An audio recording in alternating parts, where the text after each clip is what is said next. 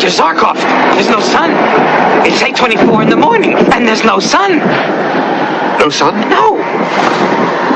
Check the angular vector of the moon.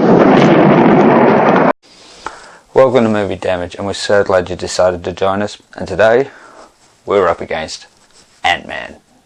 That's right, the Marvel property that nobody gave a rat's ass about until Marvel decided you will care about it. Why? Because we'll spend our money on anything Marvel throws at us nowadays. Let's first talk about what's good about this movie. And for me personally, everything is pretty much great about this movie. In fact, I'm willing to say that this is probably my favourite movie that I've seen so far this year, and I'd even put it third in the Marvel Cinematic Universe movies under Winter Soldier and Avengers. That said, it does have a few flaws in my view, but these flaws are very small and really nitpicking. Peyton Reed directed this movie, and even though there was a bit of controversy when he came into the position, he did a really good job. I mean, let's face the facts. If a movie's crap, it's the director that ultimately gets the blame. And he jumped on board, after the project had begun, took the helms, and he has really performed well. He's given a movie that is delightful to watch and very funny. Paul Rudd plays Scott Lang, the second Ant-Man. Michael Douglas plays Hank Pym, and the original Ant-Man. And this is something I think is really good because it sort of gives almost an origin story that they can go back to later if they so decide to, but this will be seen in the future. Evangeline Lilly as Hope, Hank Pym's daughter, she was great in this movie, and I'm really looking forward to seeing more of her in the sequels. Then you had Darren Cross, Darren Cross, who was the bad guy, was played by Corey Stoll. He ultimately becomes Yellow Jacket in Michael Pena, sorry if I got your name wrong.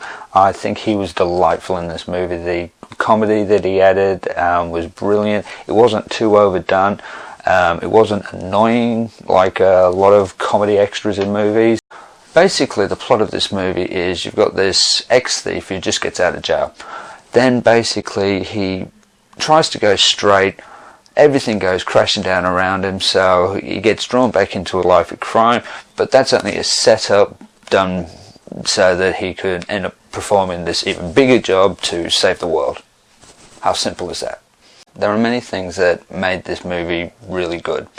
Besides the cast and how they played the characters, to the humour, which it wasn't a comedy, but the humour added a real nice level to it. Paul Rudd was great with his humour. It wasn't overbearing. A great part of this movie are the ants. They are really used well for the direction of the movie and how the mission can't be completed without these ants being around to do certain tasks within the mission. One thing that I noted in this movie that was done really well were the Avengers references. So you knew you were in the same world as the Avengers. There was, if I remember right, there was definitely a Captain America reference. And by the way, there's 2 post-credit scenes. So if you haven't seen the movie, remember to stick around right to the very end. And I really only have 2 minor issues. One was Corey Stoll. It's Darren Cross is the bad guy, Yellow Jacket. I thought that he could have been developed a little bit better, and not used as just another Marvel throwaway villain. I thought that he could have really added to maybe future movies. But that said, Darren Cross was really good. He was intimidating. He was motivated. Another thing that it's not a bad thing, but I would have liked to have heard a bit more explanation about the negative effects of the suit. Like they mentioned it a couple of times, so something was going on, but it wasn't dwelled upon. I have a feeling they've probably just done that so that they can concentrate more on the sequels with that sort of information. Overall, this movie I as I said, I really liked it. I have a lot of praise for this movie. I'm going to give it a 92%. I strongly recommend you watch it if you haven't seen it. If you have seen it, let us know what you think. And if you like this, press the like button and even subscribe. We're very happy that you decided to join us today, and have a lovely time. Goodbye.